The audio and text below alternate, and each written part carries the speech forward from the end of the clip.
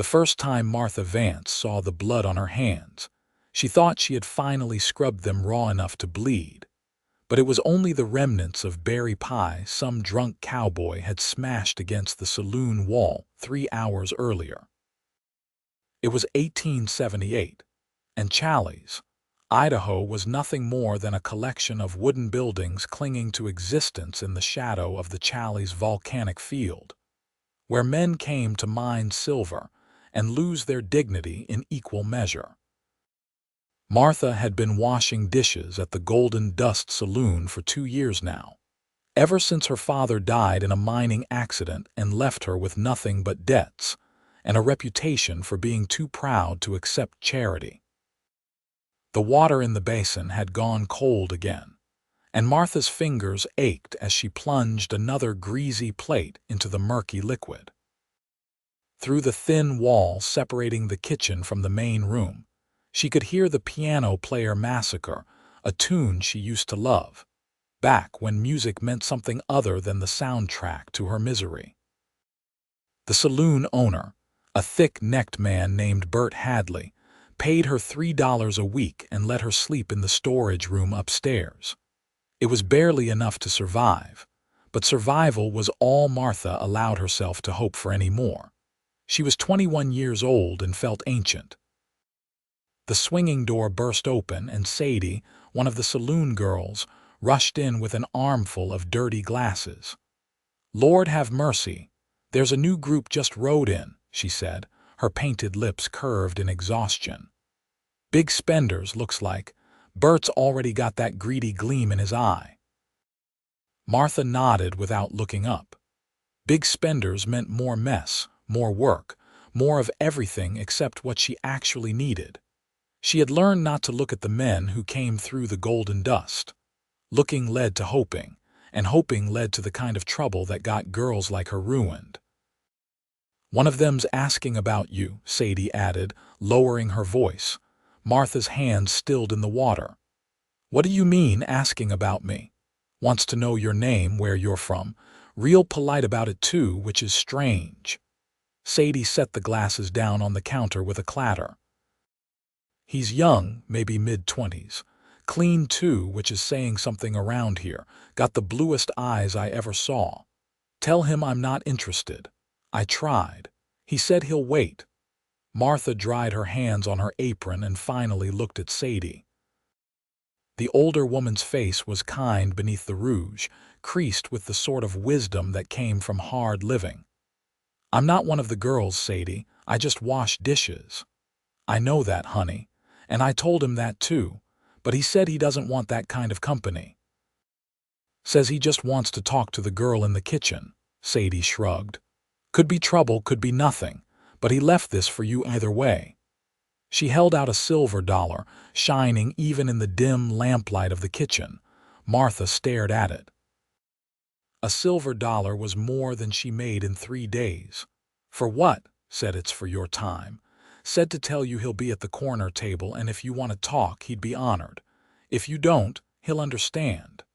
Sadie pressed the coin into Martha's wet palm. "His name's Owen something." "Didn't catch the last name." After Sadie left, Martha stood there holding the silver dollar, feeling its weight, its promise, its danger.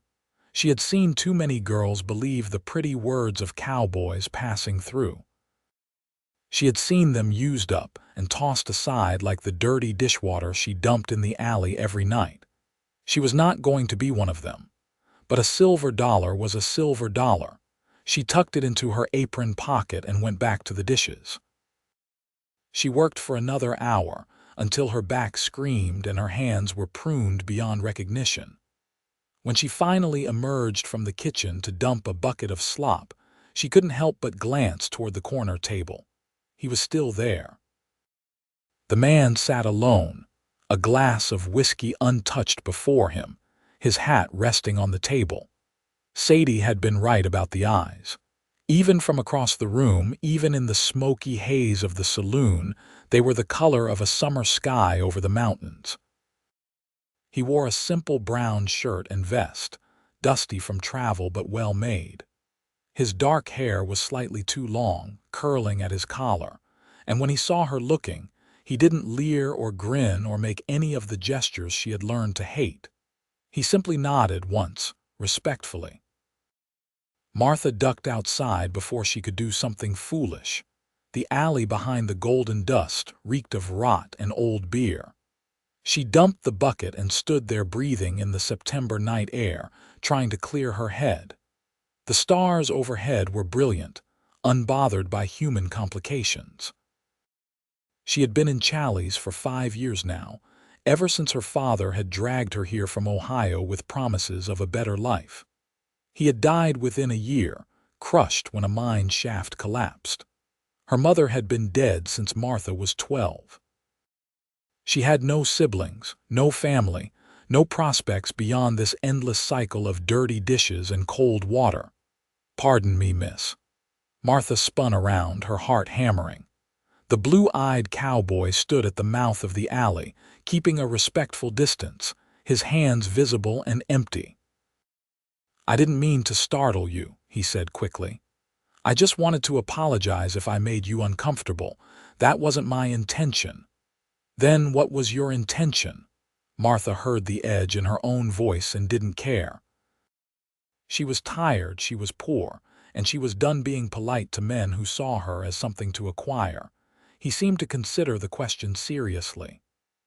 "Honestly, I saw you through the window when we rode in. You were washing dishes and you looked so sad. I know that's not my business. I know I'm a stranger and you got no reason to talk to me. But I've been riding for 6 months straight, and in all that time, I haven't been able to get a moment of peace. Then I saw you and something in me just settled. I can't explain it better than that." Martha studied him, looking for the lie, the angle, the trap, but his face was open, almost vulnerable in its honesty. "You gave Sadie a silver dollar just to tell me that. I figured your time's valuable. Didn't seem right to take it without offering something in return." "Most men don't think that way." "Well," he said, and for the first time he smiled. It was a small, crooked thing that made him look younger. "My mama raised me to be better than most men. I don't always succeed, but I try." Despite herself, Martha felt something loosen in her chest. "What's your full name?" "Owen Carver. I'm from Texas originally, but I've been working ranches up and down the territory for the past few years. Just signed on with a cattle operation about 10 miles south of here. Figured I'd be in the area for a while, so I wanted to see the town." He paused. "And your name?" "Martha Vance." "It's real nice to meet you, Martha Vance." Owen shifted his weight, suddenly looking uncertain. "I know you're working. I don't want to keep you from your job, but if you get a break or when you're done for the night, I'd like to buy you a cup of coffee." "Just coffee. Just talking. Nothing more than that, I promise." Martha knew she should say no. She knew she should turn around, go back inside, and forget this conversation ever happened, but she was so tired of being alone. She was so tired of having nothing to look forward to except more dirty dishes and cold water. "I finish at midnight," she heard herself say. Owen's face lit up like she had given him a gift. "I'll be here." "Don't you have to get back to your ranch?" "Not until morning. I'll wait." Martha nodded and hurried back inside before she could change her mind. Her heart was racing, her palms sweating despite the cold water she plunged them back into. Sadie caught her eye from across the room and raised an eyebrow. Martha pretended not to notice. The next 2 hours were the longest of her life. She washed dishes with a fervor that surprised even her, trying to work off the nervous energy that made her hands shake. What was she doing? She didn't know this man. He could be anyone, anything. He could be lying about all of it. But that silver dollar in her pocket was real. And the way he had looked at her, like she was something precious instead of something broken, that had felt real too. When the clock finally struck midnight and Bert dismissed her with a grunt, Martha's heart was in her throat. She untied her apron, hung it on the hook by the kitchen door, and smoothed down her dress. It was a simple brown calico, worn thin in places and stained beyond repair in others. She had nothing better. She had nothing at all, really, except her pride and her hope that tomorrow might be different from today. Owen was waiting outside the front door, leaning against the porch post. He straightened when he saw her, and that small smile appeared again. "You came," he said, like he had doubted. "You waited," she replied, like she had too. "There's a place down the street that stays open late. They make decent coffee, or so I'm told. Would that be all right?" Martha nodded, and they fell into step together. The night was cool, and she shivered in her thin dress. Without a word, Owen shrugged off his jacket and held it out to her. "I'm fine," Martha said automatically.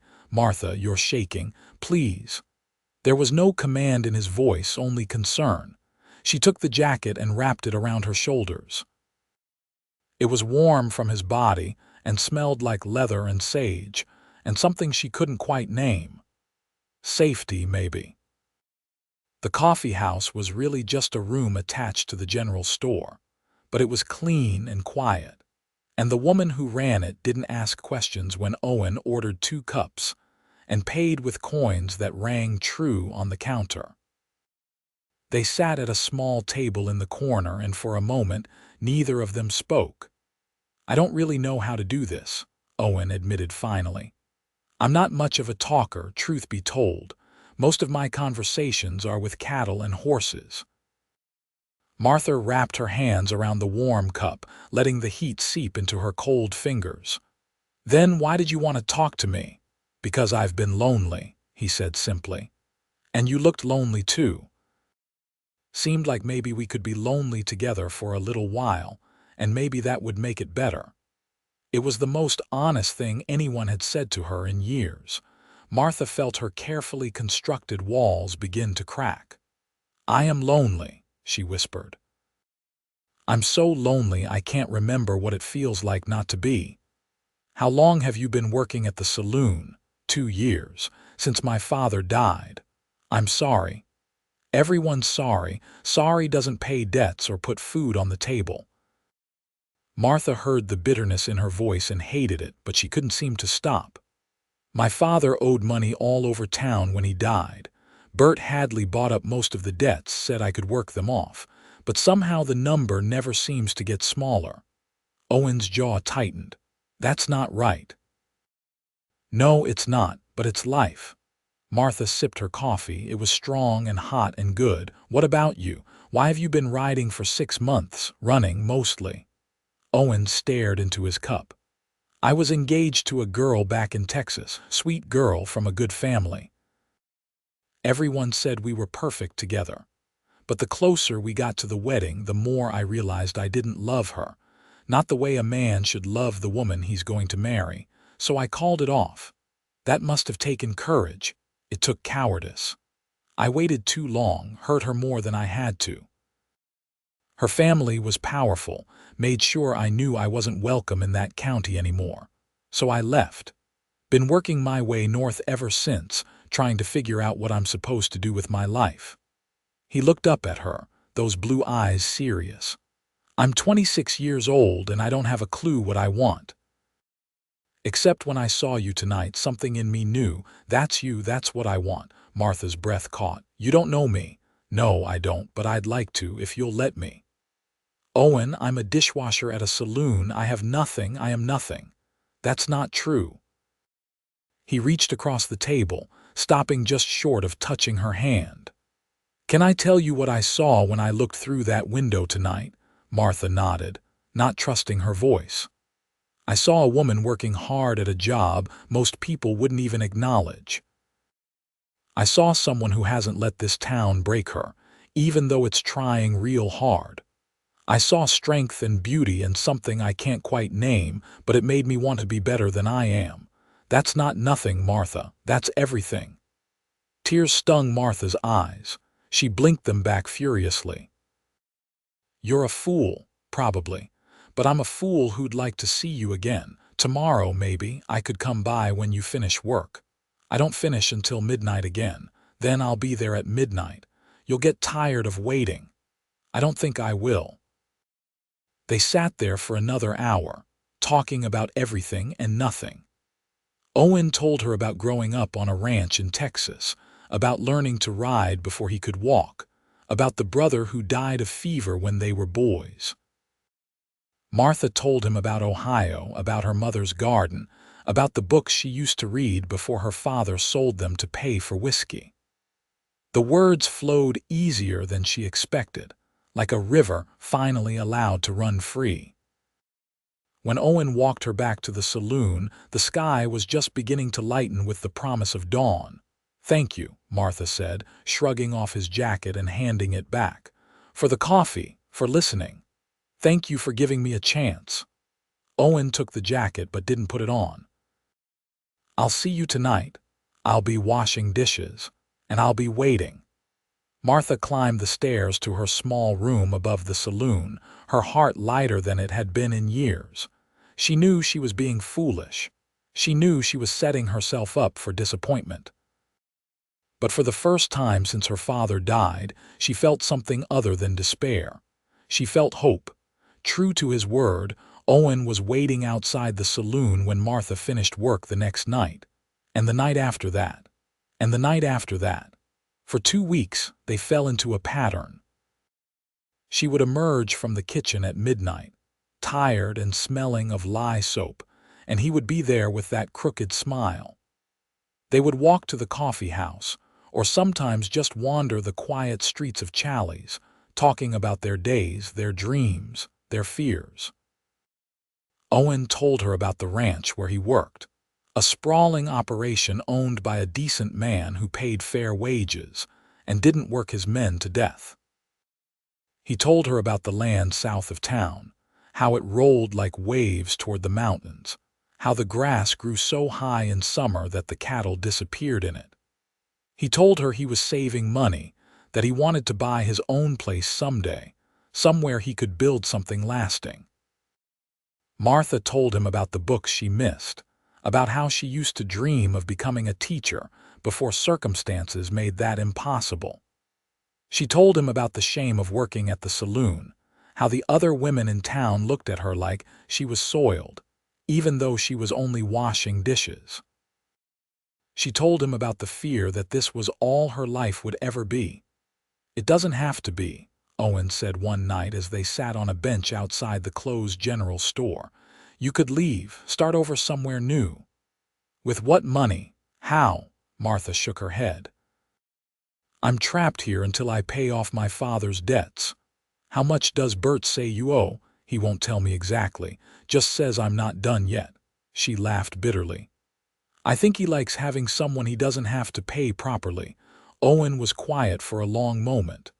"That's not right, Martha. There are laws.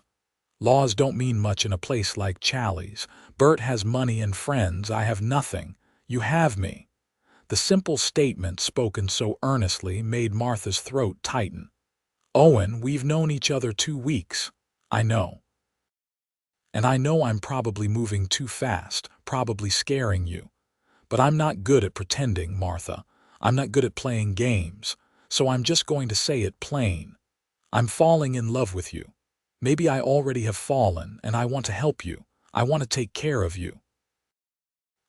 He stopped, took a breath. "I want you to be my wife." Martha felt like the earth had dropped away beneath her feet. "You can't mean that." "I do mean it. I've never meant anything more in my life. We barely know each other. I know you're kind and strong and smart. I know you make me want to be better. I know that every minute I'm not with you feels like wasted time." Owen turned to face her fully. "I know this is sudden. I know I'm probably doing this all wrong. But I also know that if I don't ask, if I let you slip away because I was too scared to take a chance, I'll regret it for the rest of my life." Martha stood up, her hands trembling. "I need to think." "Of course. Take all the time you need. I'm not going anywhere." But she didn't go back to the saloon. Instead, she walked through the dark streets of Challis, her mind spinning. Marriage. To a man she had known for 2 weeks. It was insane. It was reckless. It was exactly the kind of mistake that ruined lives. But what life did she have to ruin? What was she saving herself for? More years of washing dishes, of being in debt to a man who would never let her be free, of growing old and bitter and alone. Owen was offering her something different. A chance. A choice. A future that didn't involve cold water and greasy plates, and the smell of stale beer soaked into her skin. But what if he changed his mind? What if he was like every other man who made promises they didn't keep? What if she gave him everything and he left her with nothing? Martha walked until her feet ached, until the sky began to lighten with dawn. She found herself at the edge of town, looking out at the land Owen had described. The mountains rose in the distance, purple and gold in the early light. Somewhere out there was the ranch where he worked, the life he was building. And he was asking her to be part of it. She thought about her mother, who had loved her father despite his flaws, despite the drinking and the wandering and the broken promises. Her mother had died still loving him, still believing he would change. Was Martha doomed to repeat that pattern? But Owen wasn't her father. In 2 weeks he had shown her more respect, more genuine care than any man in her life ever had. He waited for her every night. He listened when she talked. He saw her as a person, not a possession. That had to mean something when Martha finally returned to the saloon. The sun was fully up. She had missed the start of her shift, and Bert Hadley was waiting for her in the kitchen, his face red with anger. "Where the hell have you been?" he demanded. "I needed some air." "You need to be washing dishes, that's what you need to be doing. You think I'm paying you to wander around town?" "You're not paying me at all," Martha said quietly. "You're holding my father's debts over my head and calling it employment." Bert's eyes narrowed. "You got smart all of a sudden. That cowboy who's been sniffing around putting ideas in your head. His name is Owen Carver. I don't care if his name is Jesus Christ himself. You work for me until I say otherwise. Now get to those dishes before I add another week to what you owe." Something in Martha snapped. Maybe it was exhaustion. Maybe it was 2 weeks of Owen treating her like she mattered. Maybe it was just that she had finally reached the end of her rope. "No." Bert stared at her. "What did you say?" "I said no. I want to see the actual accounting of my father's debts. I want to know exactly how much you claim I owe and how much you've deducted from my wages. And I want it in writing. You're in no position to make demands, girl. Then I'm in no position to work for you anymore." Martha untied her apron and dropped it on the floor. "I quit." She walked out before Bert could respond, before she could lose her nerve.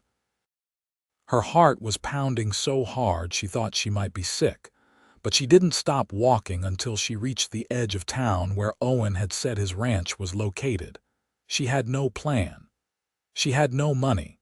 She had just walked away from the only source of income she had, however meager. But she had also walked away from Bert Hadley's control, from the endless cycle of debt and obligation. She was free and terrified. Martha stood at the crossroads, trying to figure out which direction to go, when she heard hoofbeats behind her. She turned to see Owen riding toward her on a handsome chestnut horse, his face creased with concern. "Martha, Sadie came to the ranch, said you quit," said Bert was furious. He dismounted quickly. "Are you all right?" "I don't know," Martha said honestly. "I think I just made a terrible mistake. Or maybe the first good decision of my life. I'm not sure which." Owen took her hands in his. "What do you need?" "I need to know you meant what you said last night about wanting to marry me. Because I can't do this alone anymore, Owen. I'm so tired of being alone." "I meant every word." He reached into his pocket and pulled out a small object. "I was going to wait, do this properly, but proper doesn't seem to matter much right now." It was a ring. Not a fancy one, just a simple silver band with a small turquoise stone set in it. But it was beautiful, and when Owen held it out to her, Martha felt tears streaming down her face. I bought this with my wages, Owen said. I know it's not much. I know you deserve better, but it's honest and it's real and it's yours if you want it. Martha Vance, will you marry me? Yes, Martha whispered. Yes, 1,000 times yes. Owen slipped the ring onto her finger. It fit perfectly, like it had been made for her. Then he pulled her into his arms and kissed her, and Martha felt like she was finally coming home after years of being lost. When they broke apart, Owen was grinning. We should probably figure out the practical details now. Probably, Martha agreed, laughing through her tears. The ranch has a bunkhouse, but there's also a small cabin on the property that's empty. The owner said I could use it if I ever needed it. It's not much, just 2 rooms, but it's clean and sound. We could stay there until we figure out something better. That sounds perfect. We'll need to get married properly with a preacher and everything. I want to do this right, Martha. I want everyone to know you're my wife, that you're respected and cared for. When? As soon as possible. Tomorrow, if the preacher's available. Owen's expression grew serious. But first, we need to deal with Bert Hadley.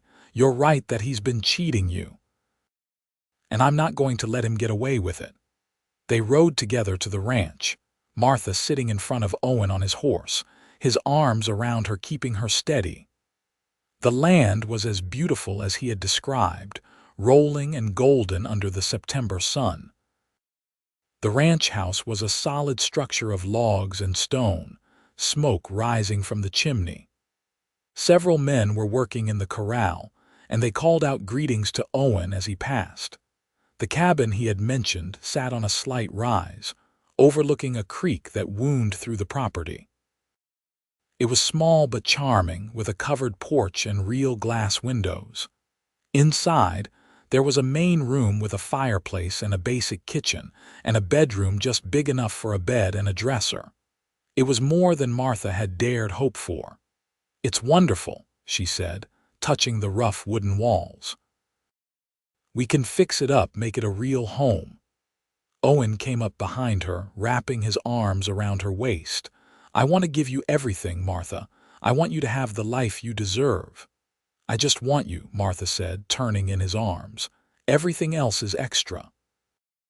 They spent the afternoon making the cabin habitable, sweeping out dust and airing out the musty smell. Owen brought supplies from the ranch house: blankets, dishes, a few pieces of furniture.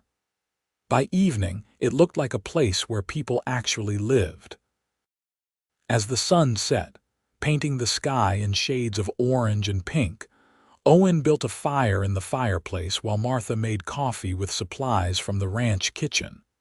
They sat together on the floor, leaning against the wall, watching the flames dance. "Tell me about Texas," Martha said.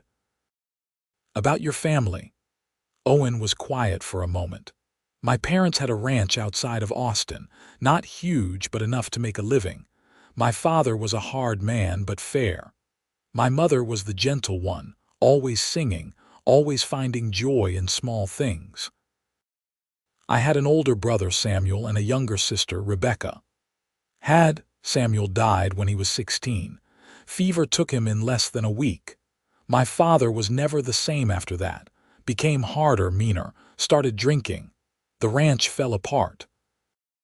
My mother tried to hold things together, but it was too much. She died about 5 years ago. Heart just gave out, the doctor said, but I think she died of sadness. I'm sorry. Rebecca married a shopkeeper in town. She's happy, has 2 little ones now. And my father finally drank himself to death 3 years back. The ranch was already gone by then, sold to pay debts." Owen stared into the fire. "I swore I'd never be like him, never let drink or anger or bitterness destroy what I loved." "You're nothing like that," Martha said firmly. "You're kind and good and honest." "I try to be, but I'm scared sometimes, Martha. Scared I'll let you down. Scared I'll fail you the way my father failed my mother." Martha took his face in her hands, making him look at her. "You won't. I know you won't. Because you're already choosing differently. You're choosing love instead of pride. You're choosing to build something instead of letting it fall apart." Owen kissed her then, deep and slow and full of promise. Martha felt desire stir in her, unfamiliar and thrilling. She had never been with a man, had never allowed herself to want that kind of closeness. But with Owen, she wanted everything. "We should wait," Owen murmured against her lips, though his hand said otherwise. "Until we're properly married." "Yes," Martha agreed, though she didn't pull away. "We should." They stayed there on the floor for a long time, kissing and touching and learning each other, stopping just short of the point of no return. When they finally separated, both breathing hard, Owen laughed. "This is going to be a long night." "Tomorrow," Martha reminded him. "We'll see the preacher tomorrow." "Tomorrow," Owen agreed. But before tomorrow could come, they had to deal with Bert Hadley. The next morning, Owen rode into town with Martha, both of them determined to settle accounts. They found Bert at the saloon, already drinking despite the early hour. "I want a full accounting of my father's debts," Martha said without preamble, "and I want it now." Bert sneered. "You're in no position to demand anything. You quit, remember? That means you forfeit any wages owed." "Actually, that's not how it works." The voice came from behind them. They turned to see a lean man in a dark suit standing in the doorway. He had the look of someone educated, someone who knew the law. "I'm James Morrison, attorney at law, and I've been retained to look into Miss Vance's situation." "I didn't retain you," Martha whispered to Owen. "I did," Owen whispered back. "This morning, before you woke up, I rode to Idaho City and found him. Cost me a month's wages, but it's worth it." Morrison stepped forward, placing a leather folder on the bar. "Mr. Hadley, I've done some research into the debts supposedly owed by the late Mr. Vance. According to county records, the total amount was $115, most of it for supplies and liquor purchased on credit. You claim to have purchased these debts for $90. Is that correct? So what if it is? So Miss Vance has been working for you for 2 years at $3 a week. Even accounting for room and board, she's provided you with labor worth well over $200. By any reasonable calculation, the debt is long since paid." Bert's face went red. "She's had expenses, food, shelter. At what cost? $5 a month for a storage room and table scraps. That's generous in your favor, and she still overpaid by nearly $100. Morrison's voice was cold. "You've been running an illegal indenture, Mr. Hadley. The 13th Amendment abolished slavery in 1865. Or did you miss that news? This ain't slavery." She agreed to work. Under duress and false pretenses, a judge would take a very dim view of this arrangement. Morrison pulled a paper from his folder. "I've drawn up a settlement. You release Miss Vance from any claimed debts. You pay her the $100 in back wages she's owed, and she agrees not to pursue criminal charges against you." "Criminal charges?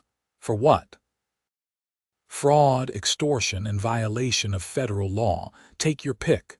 Bert looked like he wanted to argue, but he also looked scared. A man like him could survive a lot of things, but a federal investigation wasn't one of them. "Fine," he spat. "She can go, but I ain't paying her nothing." "Then I'll see you in court," Morrison said pleasantly. "I'm sure the other girls working here would be very interested to know they have legal recourse against you as well." That did it.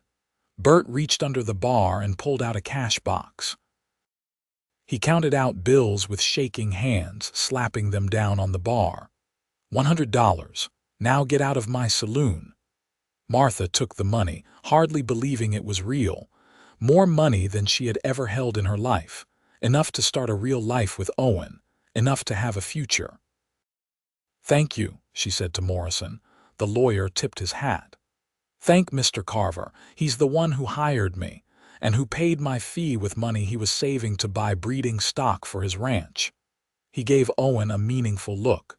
"You've got a good man there, Miss Vance. Don't let him go."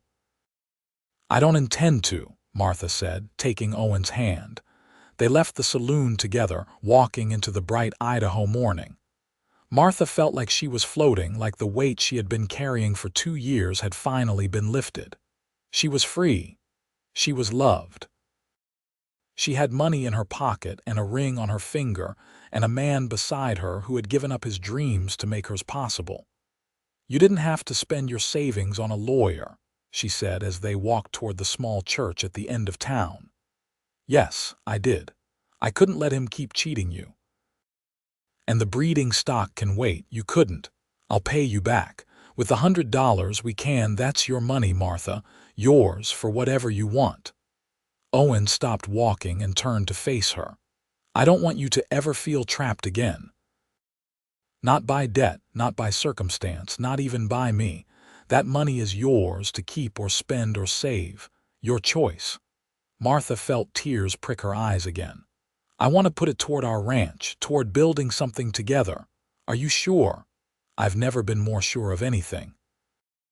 The preacher at the church was a kindly old man named Reverend Phillips who had known Martha's father. He agreed to marry them that very afternoon, with Sadie and a few of the other saloon girls as witnesses. Martha had expected to feel nervous, but as she stood in front of the simple altar in her worn calico dress, holding Owen's hands, she felt only peace. "Do you, Owen Carver, take this woman to be your lawfully wedded wife?" Reverend Phillips asked. "I do," Owen said, his voice steady and sure. "And do you, Martha Vance, take this man to be your lawfully wedded husband?" "I do." "Then by the power vested in me by the territory of Idaho, I now pronounce you husband and wife. You may kiss your bride." Owen kissed her gently, reverently, like she was something precious. The small group of witnesses applauded, and Sadie was crying openly, dabbing at her eyes with a handkerchief. "I'm so happy for you, honey," Sadie said afterward, hugging Martha tight. "You deserve all the good things." "Thank you for everything," Martha said. "For being kind to me when no one else was. You take care of her," Sadie told Owen sternly, "or you'll answer to me." "Yes, madam," Owen said with a grin. They rode back to the ranch as husband and wife, and this time when Owen carried Martha over the threshold of the little cabin, it was their home. Their fire to tend, their meals to share, their life to build. That night, by firelight and candlelight, Owen loved Martha with a tenderness that made her weep.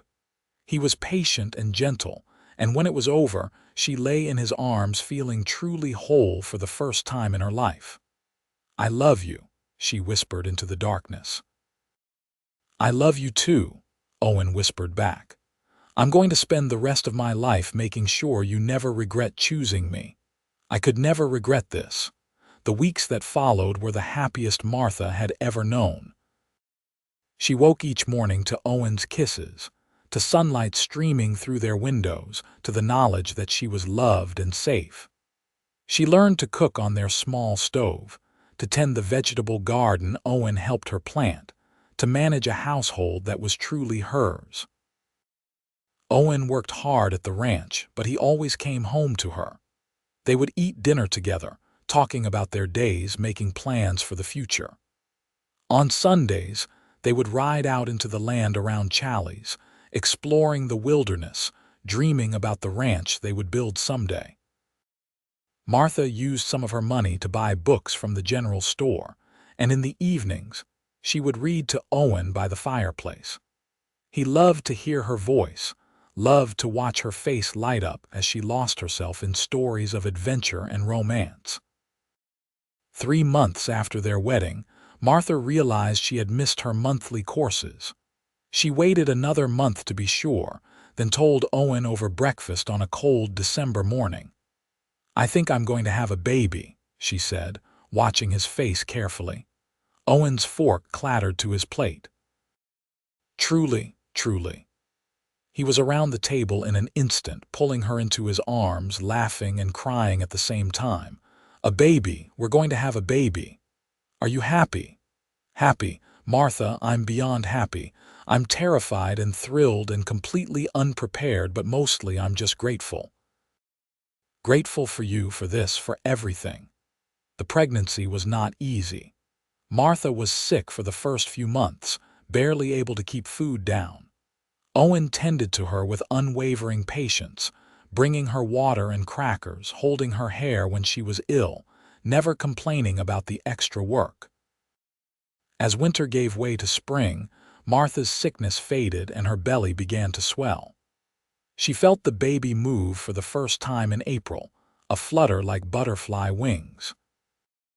By June, the movements were strong enough that Owen could feel them too, and he would spend hours with his hand on her stomach, marveling at the life they had created. The ranch owner, a man named George Patterson, was pleased with Owen's work and offered him a partnership in the operation.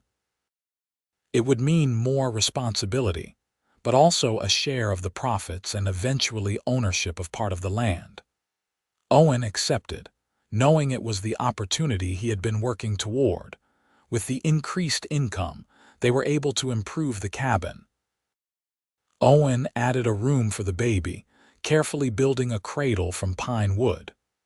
Martha sewed curtains and blankets, preparing for the arrival of their child. In late August, as the summer heat began to fade, Martha's labor began. It was long and difficult, and there were moments when she feared she wouldn't survive it. But Owen stayed by her side the entire time, holding her hand, whispering encouragement, refusing to leave even when the midwife suggested he wait outside. Finally, after nearly 20 hours, their son was born. He came into the world screaming, healthy and strong, with a shock of dark hair and his father's blue eyes. "He's perfect," Owen said, tears streaming down his face as he held the tiny bundle. "Martha, he's absolutely perfect." They named him Samuel, after Owen's lost brother. Samuel Carver, born in Challis, Idaho, in the year 1879, to parents who loved him more than life itself. The years that followed brought both challenges and joys. The ranch prospered, and Owen's partnership with George Patterson proved fruitful. They were able to buy their own land, 100 acres of prime grazing territory, and build a proper house. It wasn't fancy, but it was solid and spacious, with room for their growing family. 2 years after Samuel was born, Martha delivered a daughter they named Rose. She had her mother's dark hair and gentle spirit. 3 years after that came another son, Jacob, who was quiet and thoughtful even as a baby. Martha watched her children grow with a mixture of joy and amazement.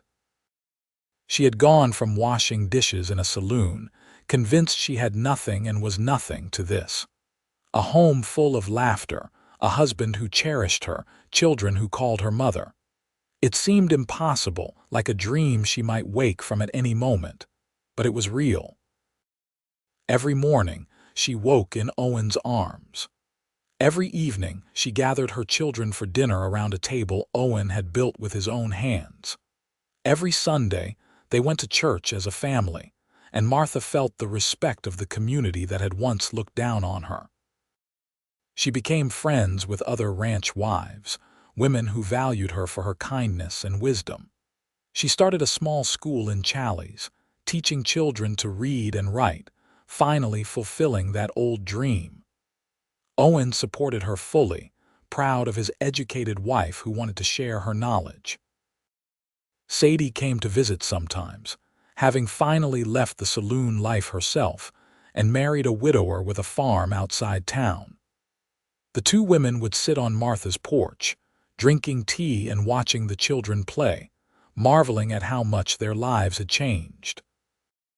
"I knew that Cowboy was different," Sadie said one afternoon, her eyes on Owen as he taught Samuel to ride. "The way he looked at you that first night, like you were the answer to a question he'd been asking his whole life." "I didn't believe it at first," Martha admitted. "I thought he would change or leave or turn out to be like all the others. But he didn't. No, He's been nothing but good and true and kind. Every single day he chooses me, chooses us. I never knew love could be like this." As the children grew older, Martha and Owen told them the story of how they met. About the silver dollar instead of ordinary coins, about the proposal after just 2 weeks, about the ring that Martha still wore every day. The children loved the story, begging to hear it over and over. "Mama was the prettiest dishwasher in all of Idaho," Owen would say, making Martha blush and the children giggle. "Papa was the bravest cowboy," Martha would counter. "He fought a mean old saloon keeper and won. With a lawyer, not a gun," Owen would add, because he wanted his children to understand that courage came in many forms. Samuel grew tall and strong, a natural horseman like his father. Rose was gentle and artistic, always drawing pictures or making up songs. Jacob was the scholar, always asking questions, always wanting to know how things worked. When Samuel was 15, a blight hit the territory, devastating crops and cattle. Many ranches failed that year, families losing everything they had worked for. But Owen and Martha had learned from their parents' mistakes. They had saved money, diversified their holdings, built relationships with other ranchers who helped each other through hard times. They survived the blight, though it was difficult. There were months when they ate simple meals and made do with patched clothing. But they never went hungry, and they never lost the ranch. More importantly, they never lost faith in each other. "We've been through worse," Martha would say during the hardest moments, and Owen would nod, remembering the days when she washed dishes for a man who cheated her, when he waited outside saloons at midnight just for a chance to talk to her. The blight eventually passed. The ranch recovered. Life went on. When Rose was 16, she fell in love with a young man from a neighboring ranch. Martha saw the same look in her daughter's eyes that she imagined she'd had when she met Owen, that mixture of hope and fear and desperate wanting. She gave Rose the same advice her mother had once given her. "Choose with your heart, but don't ignore your head. Make sure he's kind. Make sure he respects you. Make sure he sees you as an equal, not a possession." Rose chose well. She married a good man who treated her with respect and built her a house on land next to Owen and Martha's ranch. The families remained close, and soon Rose had children of her own, making Martha and Owen grandparents. Samuel eventually took over most of the ranch operations, working alongside his father. Jacob went to school in Boise and became a teacher, following in his mother's footsteps. The family remained close despite the distances, gathering for holidays and celebrations. On Martha and Owen's 25th anniversary, the whole family gathered for a party. There were grandchildren running everywhere, the house full of noise and laughter. Martha stood on the porch watching it all, feeling overwhelmed with gratitude. Owen came up behind her, wrapping his arms around her waist just like he had that first day in the cabin. "What are you thinking about?" "About that night at the saloon. About how you could have chosen any of the girls there, but you wanted to talk to the dishwasher." "I wanted to talk to you," Owen corrected. "There's a difference. Do you ever regret it? Marrying me so quickly, taking on my problems, giving up your savings?" Owen turned her to face him. His hair was gray now, his face lined with years of hard work under the sun, but his blue eyes were as clear and honest as the day she met him. "Martha, you are the best decision I ever made. Every good thing in my life came from choosing you. Our children, this ranch, this community, all of it stems from that night when I saw you through the window and knew I had found something worth fighting for." "I love you," Martha said, the words as true now as they had been 25 years ago. "I love you too. Always have, always will." They kissed there on the porch, and their grandchildren made exaggerated sounds of disgust while their children smiled knowingly. Martha and Owen grew old together, their love deepening with each passing year. They faced hardships, losses, and disappointments as all couples do. But they faced them together, always choosing each other, always finding their way back to love. When Martha was 65, she fell ill with pneumonia. The doctor wasn't sure she would survive, but Owen refused to accept that possibility.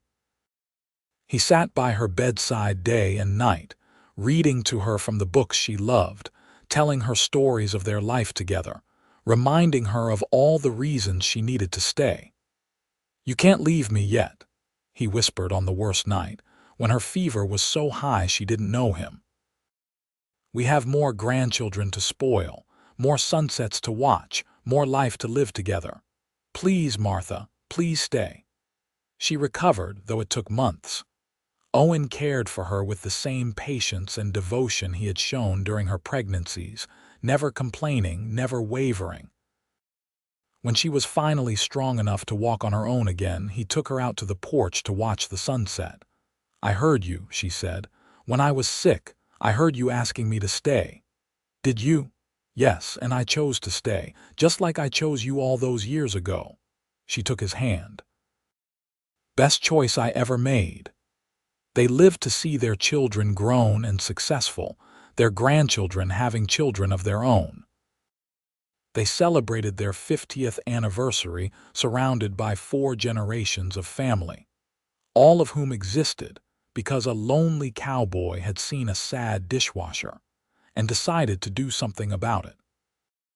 On a warm September evening, much like the one when they first met, Martha and Owen sat together on their porch watching the sun set over the Idaho mountains.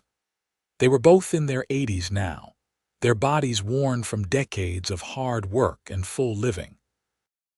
"Do you remember what you said to me that first night?" Martha asked. "About how you'd been riding for months and couldn't find peace until you saw me." "I remember. I felt the same way. Like I'd been waiting my whole life without knowing what I was waiting for, and then there you were." "There I was," Owen agreed. "Lucky me." "Lucky us," Martha corrected. They sat in comfortable silence as darkness fell, their hands clasped together. When the first stars appeared, Owen pointed them out to Martha, naming the constellations like he had done countless times over the years. Martha leaned her head on his shoulder, feeling the steady rhythm of his breathing, the warmth of his presence. This was love, she thought. Not the wild passion of youth, though they'd had that too. But this comfortable, enduring, chosen everyday love that sustained them through everything life threw at them. "Thank you," she whispered. "For what? For seeing me. For choosing me. For giving me this life. Thank you for saying yes. For taking a chance on a cowboy who didn't have much to offer except his heart." That was enough. That was everything. They stayed on the porch until the night grew cold, then went inside to their bedroom, to the bed they had shared for more than 50 years. They fell asleep in each other's arms, peaceful and content, surrounded by the evidence of a life well lived. Martha died peacefully in her sleep 2 years later, at the age of 84. Owen followed her 6 months after that, unable to live without the woman who had been his partner, his love, his everything. They were buried together in the small cemetery outside Challis, their graves marked with a simple stone that read, "Owen and Martha Carver. They chose love." Their children and grandchildren gathered to mourn them, but also to celebrate them. They told the story of how Owen and Martha met, how he had offered a ring instead of coins, how she had said yes despite every reasonable objection. They told the story of a love that started in a moment of desperate hope and grew into something that shaped generations. Samuel, now an old man himself, stood at his parents' graves with tears streaming down his face. "They taught us what love should be," he said to his own children and grandchildren. "Not perfect, but persistent. Not easy, but worth it. They chose each other every day, and that choice made all the difference." The family left flowers on the graves and returned to the ranch house, where they shared a meal and swapped stories about Owen and Martha. They laughed at the funny memories and cried at the poignant ones. And through it all, they felt the presence of that love that had started it all, still binding them together, still showing them the way. Because Martha and Owen's love story didn't end with their deaths. It lived on in their children, who had learned from their example. It lived on in their grandchildren and great-grandchildren, who carried their values forward. It lived on in the ranch itself, built with their hands and their hearts, a testament to what two people could create when they chose each other. The small cabin where they had first lived together was still standing, carefully maintained by the family as a reminder of humble beginnings. Inside, hanging on the wall, was the simple silver ring with the turquoise stone that Owen had given Martha that day outside the saloon. Next to it was the silver dollar he had sent to her through Sadie, their first connection. Visitors to the ranch would sometimes ask about these artifacts, and the family would tell the story. About the dishwasher and the cowboy, about the ring instead of coins. About love that started with a desperate hope and grew into a legacy that would last forever.